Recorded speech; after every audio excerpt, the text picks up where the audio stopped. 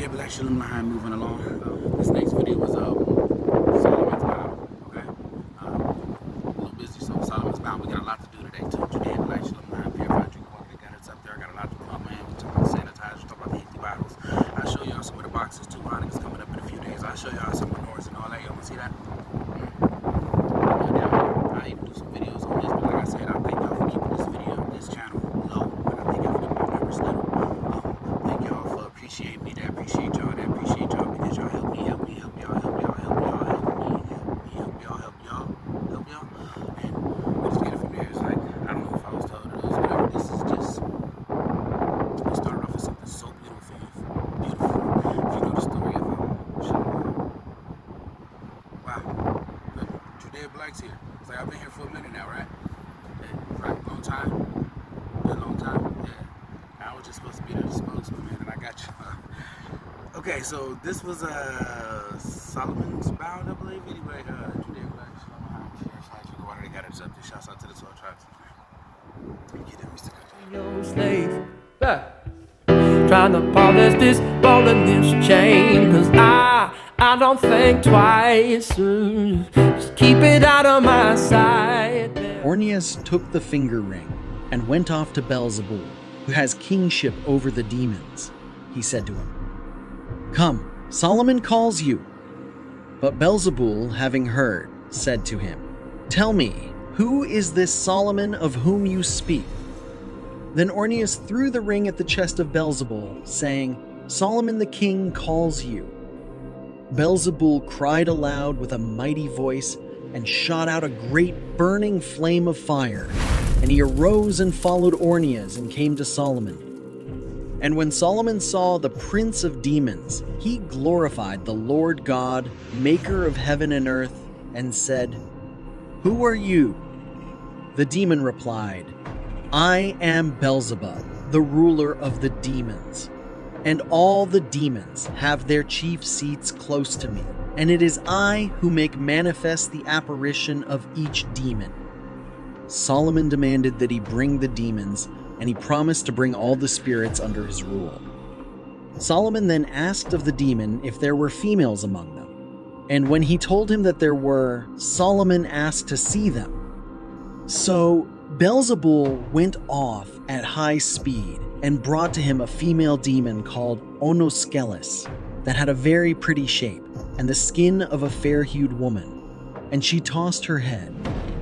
As she stood before Solomon, he asked who she was. And the female demon replied, "I am called Onoskelis, a spirit turned into a body and lurks upon the earth.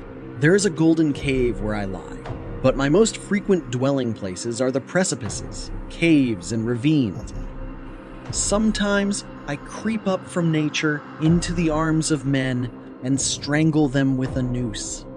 Oftentimes, however, I consort with men in the semblance of a woman, especially with those with dark skin. For they share my star with me, since they it is who privily or openly worship my star without knowing that they harm themselves and sharpen my appetite for further mischief. For they wish to gain money by worshiping and commemorating me, but I only supply money to those who worship me fairly."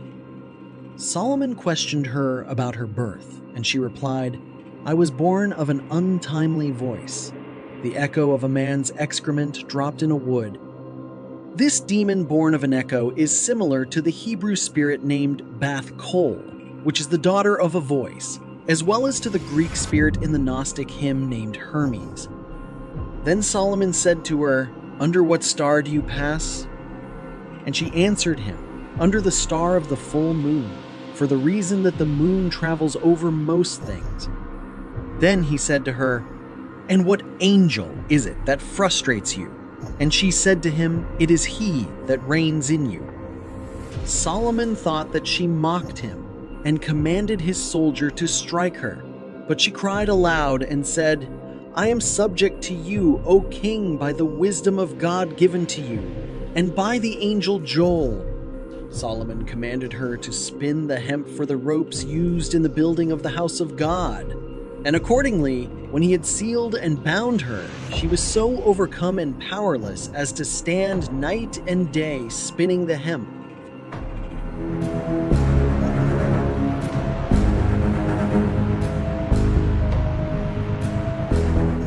In Part 2 of the Testament of Solomon, Solomon commands Ornias to call forth Beelzebul, which indicates a hierarchy within the demonic realm. Ornias is a lesser demon, and he serves as a messenger to Beelzebul, a greater demon ruler.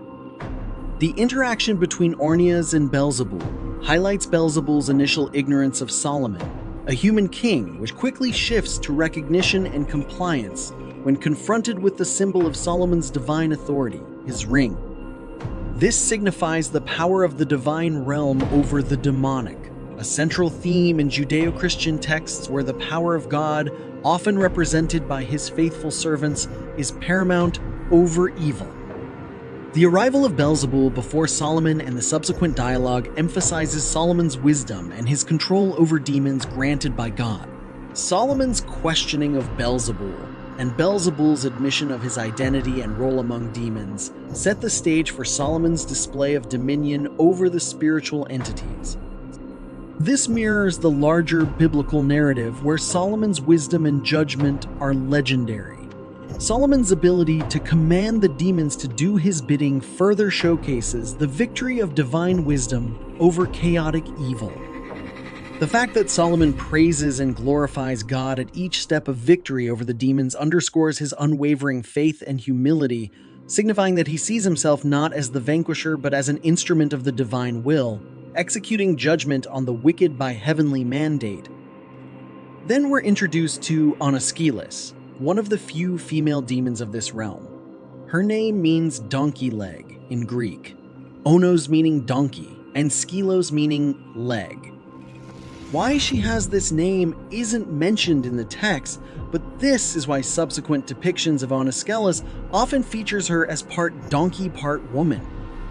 Onoskelis embodies deception, portraying herself as a beautiful woman who lures men to their doom. Her confession to Solomon about her actions and origins provides an intriguing look into the beliefs of the time about demons and their interactions with humans. When Onoskelis mentions that she passes under the star of the full moon, it implies a connection to the cyclical phases of the moon. In many ancient belief systems, the full moon was considered a time when supernatural forces, especially malevolent ones, were at their peak in power. The full moon's influence is often associated with heightened emotions, lunacy, a word which comes from the Latin luna for moon, and the occult. Hence, Onoskelis suggests that her power, or perhaps her ability to influence or tempt, is strongest during the full moon, which travels over most things, signifying a pervasive and broad influence. Solomon's reaction to what he perceives as mockery from Onoskelis and his order for her to spin hemp for the temple ropes underscores his absolute authority. The temple, as a representation of divine presence on earth, becomes a place of reformation even for a demon. By turning a being of chaos into one of order and construction, Solomon not only exerts his power, but also transforms evil into good, serving as a symbol of the ultimate victory of God's order over demonic chaos. In essence, Part 2 of the Testament of Solomon offers a dramatic and vivid exploration of the struggle between good and evil, the assertion of divine authority through Solomon, and the belief in the structured order of the universe.